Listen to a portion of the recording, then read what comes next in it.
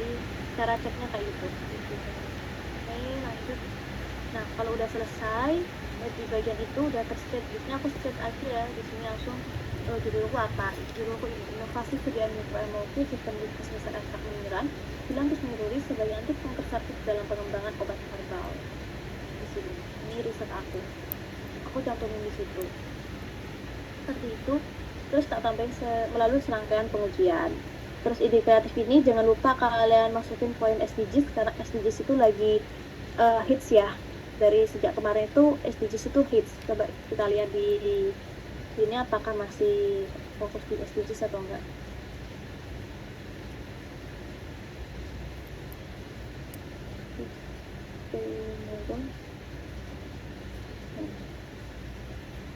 Di sini sih nggak ada ya, cuman biasanya itu adanya di general, di pedoman umum.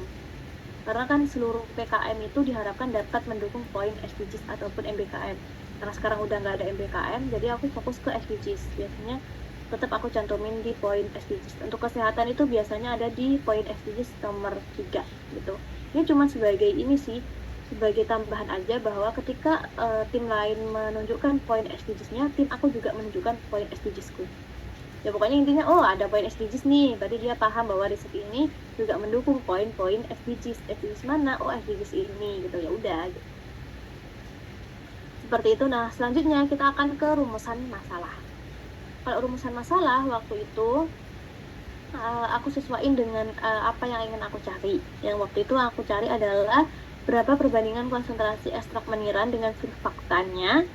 Surfaktanya aku ambil ini karena sesuai dengan riset sebelumnya bahwa riset hasil yang ini itu lebih bagus ketika membuat karakterisasi reverse misalnya gitu. Jadi apa ya? Kalian harus ambil dari riset-riset sebelumnya bahwa formula kalian itu bagus, tapi dari formula itu apa yang kalian ubah? Oh, kalau aku itu tak ubahnya adalah di konsentrasi ekstrak manirannya sama surfaktanya yang aku ubah-ubah menjadi formula 1, formula 2, formula 3 kayak gitu. Seperti itu dengan maksud yang membentuk formulasi mikroemulsi sistem reverse misal optimal berdasarkan hasil karakterisasi itu. Terus yang kedua adalah untuk mengetahui apakah sediaan yang aku buat ini kan ada formula 1, formula 2 sama formula 3 ya.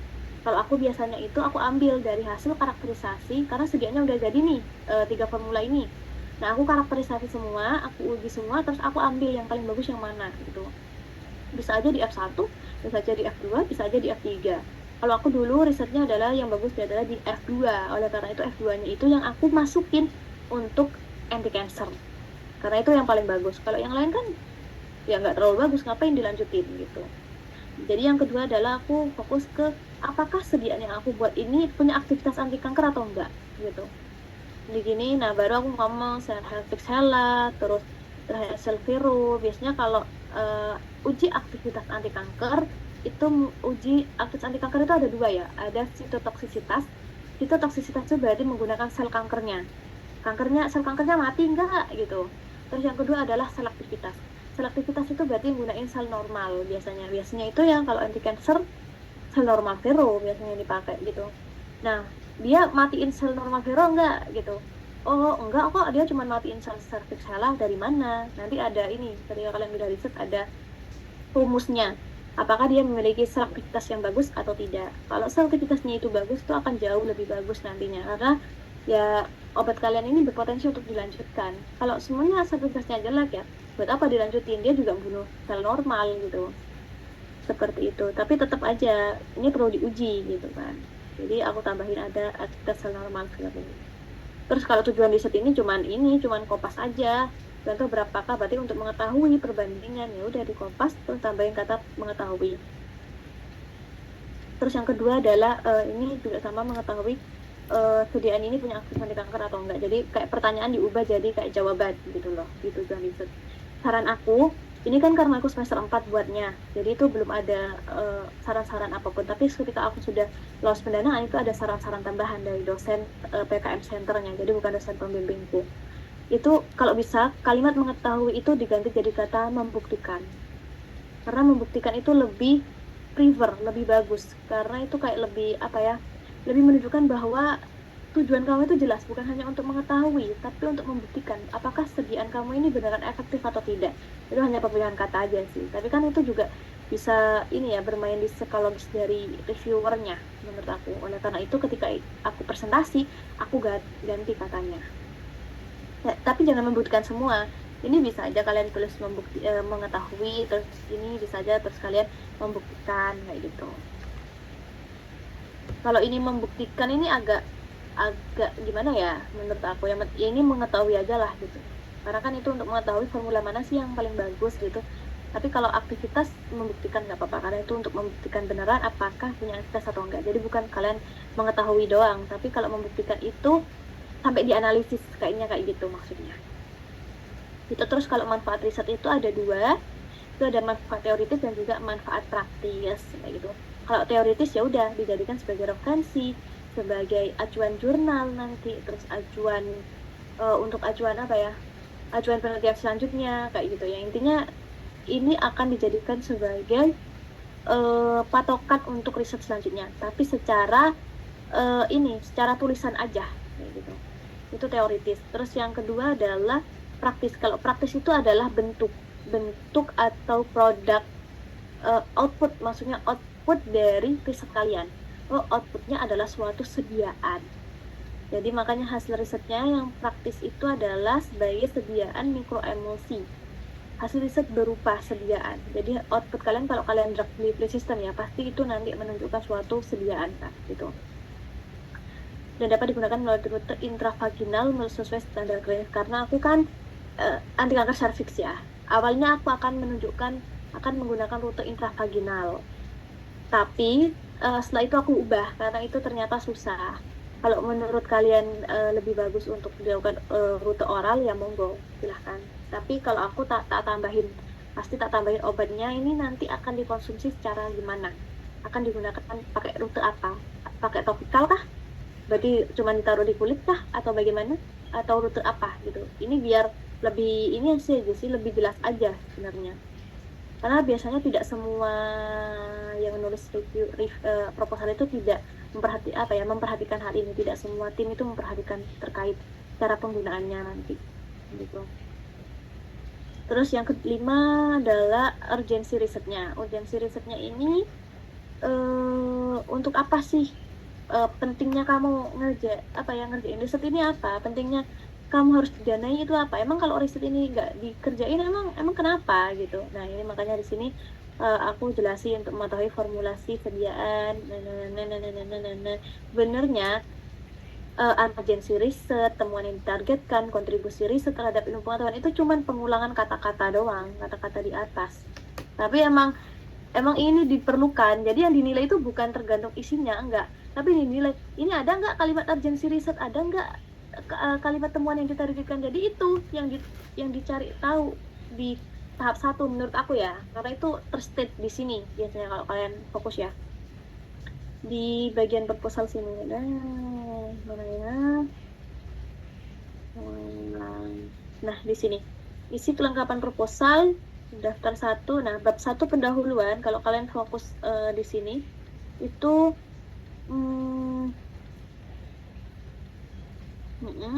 terus riset perlu menghubungkan keterbatasan. Nah, di sini pada bab ini perlu dicantumkan 1. Tujuan khusus riset. Itu harus ada ya. Terus manfaat riset, keutamaan riset. Oh ya, kalau aku tadi tujuan riset ya, bukan tujuan khusus riset. Jadi kalian bisa tambahin, jangan lupa di tahun ini ada kalimat harus ada kata khususnya. Jadi kayak tujuan khusus riset, terus manfaat riset, keutamaan riset, temuan yang ditargetkan, kontribusi terhadap ilmu pengetahuan, terus ada luaran riset. Jadi pentingnya itu adalah ada kalimat ini sebenarnya. Tapi kalau kalian baca proposalku itu mirip kan kayak urgensi riset, oke, mengetahui formulasi. Ini kan kayak tujuan riset di awal ya emang cuma disingkat doang gitu. Terus ada temuan ditargetkan, temuannya adalah pengembangan sistem penghantaran obat. Jadi ini cuma pinter-pinter kalian mengolah-ngolah kata, tapi tujuannya ya udah mirip-mirip aja gitu. Seperti itu. Terus kontribusi riset sebagai pustaka, referensi, terkait formulasi gitu, itu nggak apa-apa, terserah. Nah, yang paling penting adalah juga di luar riset yang aku jelasin tadi harus ada 4 komponen ini. Jangan sampai ini nggak ada kayak gitu. Apakah harus Instagram, Kak? Enggak, jawabannya itu adalah tergantung kalian mau pakai Instagram, mau pakai TikTok, mau pakai Instagram, TikTok, terus kalian mau pakai YouTube, cantumin semua juga nggak apa-apa. Yang penting ada akun media sosial, dan kalau aku lebih prefer untuk mencantumkan Instagram, ya udah Instagram doang. Kenapa? Yang pertama, yang penting kan penilaiannya bukan Instagram atau TikTok atau apa, punya penilaian sendiri kan, nggak gitu. Yang penting ada tulisan akun media sosial gitu. Yang kedua, Instagram doang biar halamannya ini nggak turun, karena kalau ini turun itu akan mengurangi apa yang bisa aku tulis di bawahnya kayak gitu. Biasanya ya udah aku tulis Instagram doang. Kalau nanti ketika didanai aku mau nambah nambah media sosial yang lain, ya monggo, nggak apa-apa, silahkan kayak gitu. Yang penting ada satu lah minimal yang ditulis di sini. Terus ditulis ini jangan pedoman ya, ini panduan, nanti kalian jangan nulisnya pedoman. Nah ini PKM-nya 2025 gitu. Terus selanjutnya udah selesai, kita masuk ke tinjauan pustaka. Nah di sini juga udah ada pernyataannya apa saja sih yang harus dicantumin di tinjauan pustaka. Nah ini sumbernya jangan sampai lupa, 5-10 tahun terakhir. Saran aku kalau bisa 5 tahun terakhir, karena itu lebih update. Tapi kalau emang nggak bisa ya udah sampai 10 tahun terakhir nggak apa-apa. Menurut teori sifat mendasar, penggunaan referensi lebih dari 10 tetap diperbolehkan. Kalian tetap ambil aman aja menurut aku 5-10 tahun gitu, karena kan yang menilai review yang bertugas sebagai reviewer itu dari beberapa background. Aku kesehatan, tetapi reviewerku ketika PIMNAS itu adalah ketika PKP 2 ya, ketika presentasi untuk ke PIMNAS itu adalah perencanaan wilayah dan kota. Itu RE loh, riset eksakta dengan banyak riset kesehatan, tetapi beliau bukan ahli di bidang kesehatan. Apakah beliau tahu teori yang mendasar di kesehatan itu apa? Belum tentu. Dan kenapa bisa komplain? Loh ini kan beliau nggak ngerti dong. Kenapa aku nggak didanai? Harusnya didanai aja kayak gitu. Karena beliau bukan ahlinya di situ, ya kamu nggak bisa men-state itu. Karena beliau dianggap udah sebagai seseorang yang paham terkait PKM. Makanya itu kalau aku ambil aman banget di 5-10 tahun terakhir tetap. Aku akan melupakan terkait teori dasar ini. Aku tidak peduli, aku tetap membuat timku itu aman. Gitu ya. Nah, kalau aku di tinjauan pustaka itu aku akan mengacu pada judulku. Judulku kan ada inovasi sediaan mikroemulsi sistem reverse Mister ekstrak meniran sebagai anti kanker serviks dalam pengembangan obat herbal. Berarti yang pertama adalah kanker serviks, penyakitnya apa yang aku pakai. Jadi kalian langsung tembak aja di kanker jenis apa. Jadi jangan kanker adalah lagi, itu nggak usah. Langsung aja tembak kanker serviks gitu kalau emang kalian ambil serviks. Atau kanker payudara kalau kalian ambil kanker payudara kayak gitu. Biar halamannya nggak banyak-banyak gitu.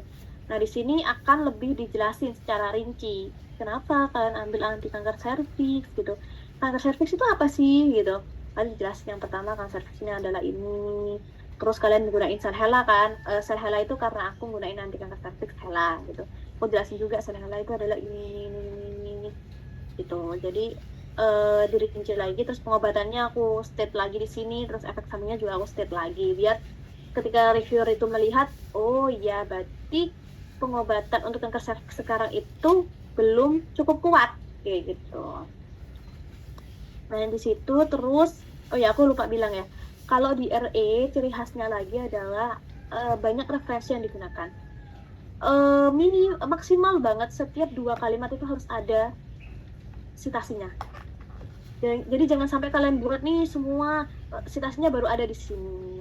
Itu kan berarti menunjukkan bahwa seluruh kalimat di sini adalah dari satu referensi doang.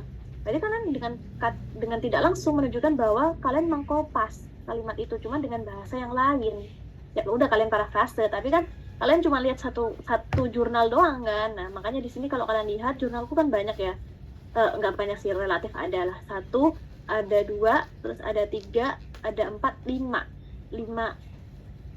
oh 4 karena ini aku jadiin 2 gitu, ada 4 gitu yang aku untuk membahas kanker serviks kayak gitu. Jadi emang ciri khasnya karena riset, berarti riset berdasarkan pustaka-pustaka yang penelitian terdahulu.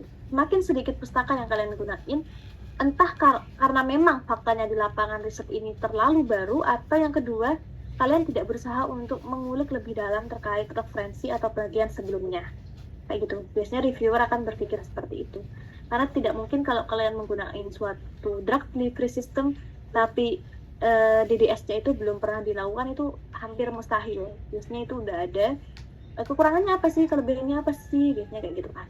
Seperti itu. Jadi nanti jangan lupa ya. Setiap maksimal 2 kalimat atau 3 kalimat harus ada satu referensi yang digunain. Gitu. Terus yang kedua adalah setelah penyakit aku ngomong terkait bukan terkait tanaman yang aku ambil. Itu ada ekstrak menira. Nah, aku jelasin ekstrak menira itu gimana. Tapi kalau di sini aku jelasin tambah jelas. Kalau menira itu sebenarnya ada flavonoid, tanin, dan polifenol. Terus tapi kalau ekstrak etanolnya secara riset ini itu punya aktivitas yang kuat sebagai antioksidan. Terus metabolit sekunder yang diinginkan dalam menira itu adalah korilagin. Korilagin masuk kategori apa sih? Oh, golongan tanin. Tapi kalau kalian mau ini nggak usah dicantumin juga nggak apa-apa sebenarnya.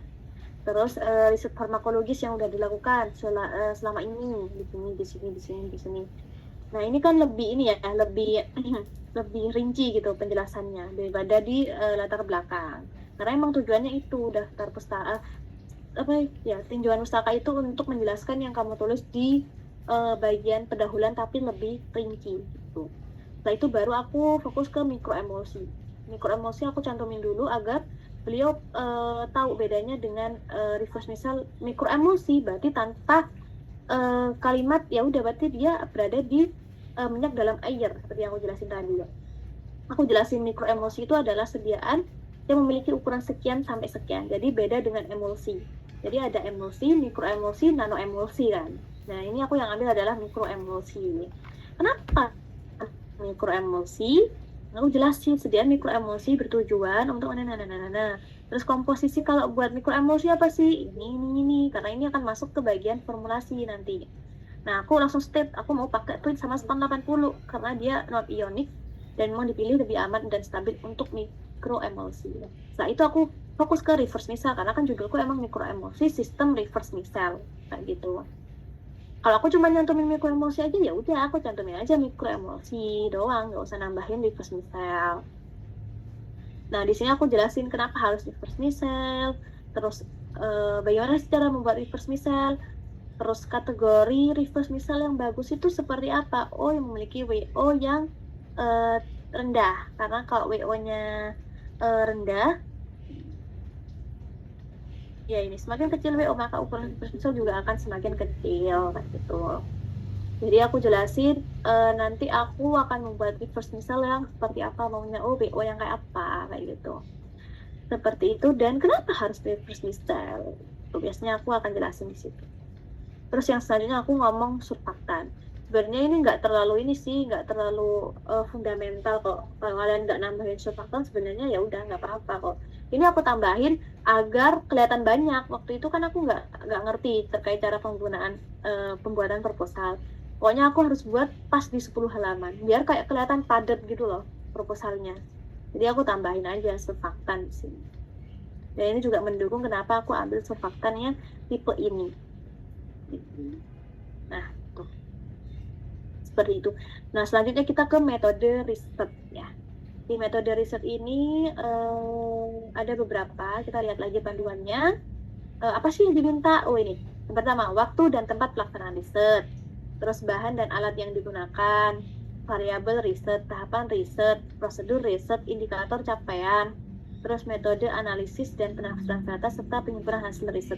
Nah, itu yang dinilai. Pokoknya ngapain sih harus ada bagian ini ya karena itu yang dinilai gitu. Kalau kalian ngilangin satu bagian ya tergantung sih reviewernya teliti atau enggak. Misalnya kalau teliti nggak dilolosin gitu. Jadi kalian fokus ke panduan ya, karena ini yang proposalku 2023, jadi kalian nanti adaptasi lagi terkait isinya itu apa aja. Oke, terus sampai sini ada yang ditanyain dulu nggak?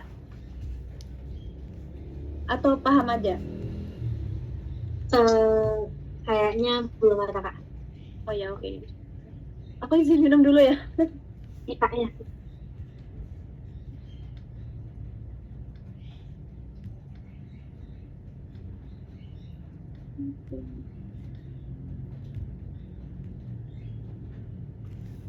Lama kok aku.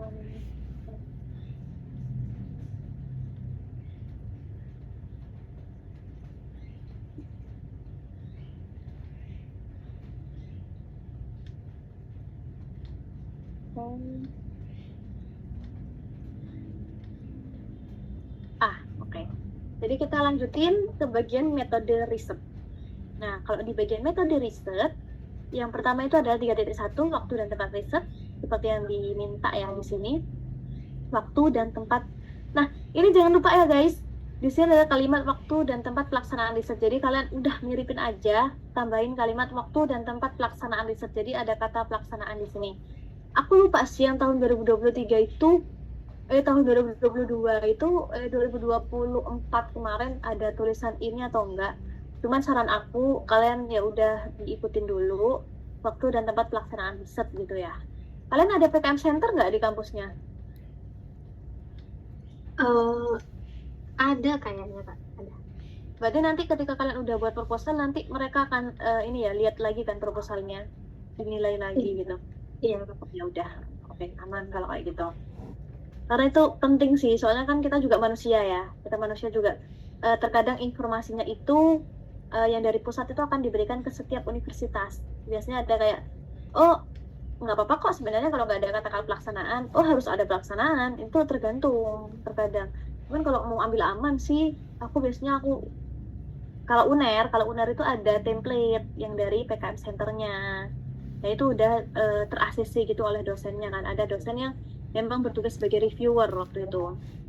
Dan para reviewer kan pasti rapat dong gitu. Oh nanti penilaiannya harus gini. Nah biasanya setiap universitas kayak UNER, UGM kayak gitu itu punya informasi kayak gitu. Tapi biasanya aku juga nggak denger sih. Aku dengarnya dari PKM Centernya gitu. Nah ini kalau saran aku tambahin aja waktu dan tempat pelaksanaan riset kan, nambahin pelaksanaan riset sama enggak kan menurutku aman ya, karena kan di sini tulisannya adalah pelaksanaan riset di sini. Terus